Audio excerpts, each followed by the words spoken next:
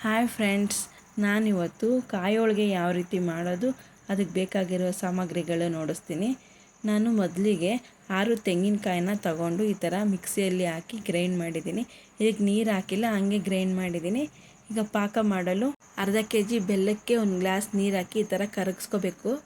ಆಮೇಲೆ ಮತ್ತೊಂದು ಪಾತ್ರೆಗೆ ನಾವು ದೊಡ್ಡ ಪಾತ್ರೆಗೆ ಹಾಕಿ ಈ ಥರ ಪಾಕ ಮಾಡಲು ಇಡಬೇಕು. ನಮಗೆ ಗಟ್ಟಿ ಪಾಕ ಬೇಡ, ನಮಗೆ ಎಳೆ ಪಾಕ ಬರಬೇಕು. ಅಲ್ಲಿವರೆಗೂ ನಾವು ಅದನ್ನು ಕುದಿಸ್ಬೇಕು. ನೋಡಿರಿ, ಈ ಥರ ನೀರಲ್ಲಿ ಹಾಕಿದ್ರೆ ಅದು ನಮಗೆ ಎಳೆ ಥರ ಬರಬೇಕು. ನೋಡಿರಿ, ಈ ಥರ ಬರೋವರೆಗೂ ಆದಮೇಲೆ ನಾವು ಲೋ ಫ್ಲೇಮಲ್ಲಿ ಇಟ್ಕೊಂಡು ನಾವು ರುಬ್ಬಿರೋ ಮಿಕ್ಸ್ ಮಾಡಿ ಈ ಥರ ನಾವು ಲೋ ಫ್ಲೇಮಲ್ಲಿ ಇಟ್ಕೊಂಡು ಇದನ್ನು ನಾವು ಮಿಕ್ಸ್ ಮಾಡ್ತಾ ಇರಬೇಕು. ಅದು ನಮಗೆ ವೈಟ್ ಕಲರ್ ಕೊಬ್ಬರಿ ಇರೋದು ಬ್ರೌನ್ ಕಲರ್ ಆಗೋವರೆಗೂ ನಾವು ಮಿಕ್ಸ್ ಮಾಡ್ತಾ ಇರಬೇಕು.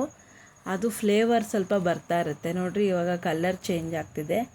ಹೈ ಫ್ಲೇಮಲ್ಲಿ ಇಟ್ಕೋಬಾರ್ದು, ಲೋ ಫ್ಲೇಮಲ್ಲೇ ಇಟ್ಕೊಂಡು ನಾವು ಮಿಕ್ಸ್ ಮಾಡ್ತಾ ಇರಬೇಕು. ನೋಡಿರಿ, ಕಲರ್ ಚೇಂಜ್ ಆಗಿದೆ. ಈಗ ಒಂದು 1/4 ಕಪ್ಪಷ್ಟು ಕಳೆ ಪುಡಿ ಮಾಡಿಕೊಂಡು ಇದಕ್ಕೆ ನಾವು ಆ್ಯಡ್ ಮಾಡ್ಕೋಬೇಕು. ಅದು ಬೇಂಡಿಂಗೋಸ್ಕರ ಹಾಕೋದು. ಮತ್ತು ಇದು ಫುಲ್ಲು ಮಿಕ್ಸ್ ಮಾಡಿದ್ಮೇಲೆ ನಾನು ಸ್ವಲ್ಪ ಸಕ್ಕರೆ ಜೊತೆ ಏಲಕ್ಕಿ ಹಾಕ್ಕೊಂಡು ಈ ಥರ ಪೌಡ್ರ್ ಮಾಡಿಕೊಂಡು ಅದನ್ನು ಮಿಕ್ಸ್ ಮಾಡ್ತಾಯಿದ್ದೀನಿ. ಮಿಕ್ಸ್ ಮಾಡಿ ನೋಡಿರಿ, ಒಂದು ಸ್ವಲ್ಪ ಕೈಯಲ್ಲಿ ಎತ್ಕೊಂಡು ನೋಡಿದ್ರೆ ನಮ್ಗೆ ಉಂಡೆ ಬರಬೇಕು. ನೋಡಿರಿ, ಉಂಡೆ ಬಂದಿದೆ. ಈಗ ಹೂರ್ಣ ರೆಡಿಯಾಗಿದೆ. ನಾವು ಇವಾಗ ಕಣ್ಕ ಯಾವ ರೀತಿ ಕಲಿಸೋದು ಅಂತ ನೋಡೋಣ ಬನ್ನಿ. ಅರ್ಧ kg ಮೈದಾ ಹಿಟ್ಟಿಗೆ ಅರ್ಧ ಸ್ಪೂನಷ್ಟು ಅರಿಶಿನ ಪೌಡರ್ ಹಾಕಿ ಒಂದು ಸ್ವಲ್ಪ ರುಚಿಗೆ ತಕ್ಕಷ್ಟು ಉಪ್ಪು ಹಾಕಬೇಕು. ಉಪ್ಪು ಹಾಕಿ ಈ ಥರ ಎಲ್ಲ ನಾವು ಮಿಕ್ಸ್ ಮಾಡ್ಕೊಬೇಕಾಗುತ್ತೆ.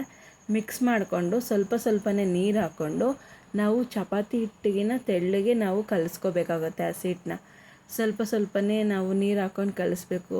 ಒಂದೇ ಸಮ ನೀರು ಹಾಕ್ಕೋಬಾರ್ದು. ನೋಡಿರಿ, ಈಗ ನಮಗೆ ಸ್ವಲ್ಪ ಯೆಲ್ಲೋ ಕಲರ್ ಚೇಂಜ್ ಆಗಿದೆ.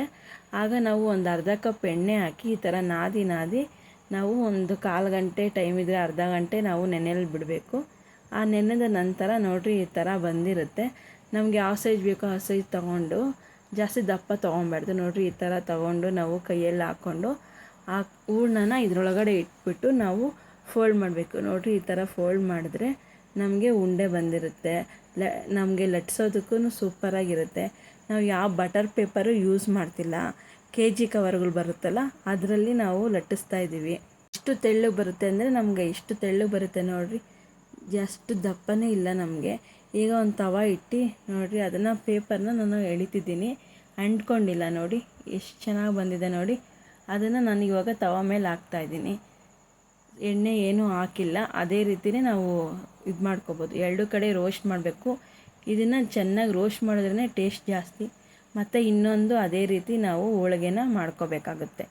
ಅದೇ ಸೇಮ್ ನೋಡಿರಿ, ಈ ಥರ ಆದರೆ ಸಾಕು. ನಮಗೆ ರೋಸ್ಟ್ ಚೆನ್ನಾಗಾದಷ್ಟು ಕಾಯಿ ಹೋಳಿಗೆ ಸೂಪರಾಗಿರುತ್ತೆ. ನೋಡಿರಿ, ಕಾಯಿ ಹೋಳಿಗೆ ರೆಡಿಯಾಗಿದೆ. ಬೇಳೆ ಹೋಳಿಗೆ ತಿಂದು ಬೋರ್ ಆಗಿದ್ದರೆ ಕಾಯಿ ಹೋಳಿಗೆ ಮಾಡ್ಕೊಳೋದು ಸಿಂಪಲ್ಲು. ನೋಡಿರಿ, ಎಷ್ಟು ತೆಳ್ಳಗೆ ಬಂದಿದೆ. ಒಳಗಡೆ ದಪ್ಪ ಏನೂ ಇಲ್ಲ. ಹೂರ್ಣ ಎಲ್ಲ ನೋಡಿರಿ ಎಷ್ಟು ಚೆನ್ನಾಗಿದೆ, ತೆಳ್ಳಗಿದೆ, ಹೋಟೆಲಲ್ಲಿ ಇದ್ದಂಗೆ ಇದೆ. ನೀವು ಟ್ರೈ ಮಾಡಿ. ಪ್ಲೀಸ್ ಸಬ್ಸ್ಕ್ರೈಬ್ ಮಾಡಿ, ಲೈಕ್ ಮಾಡಿ, ಶೇರ್ ಮಾಡಿ, ಫಾಲೋ ಮಾಡಿ. Thank you.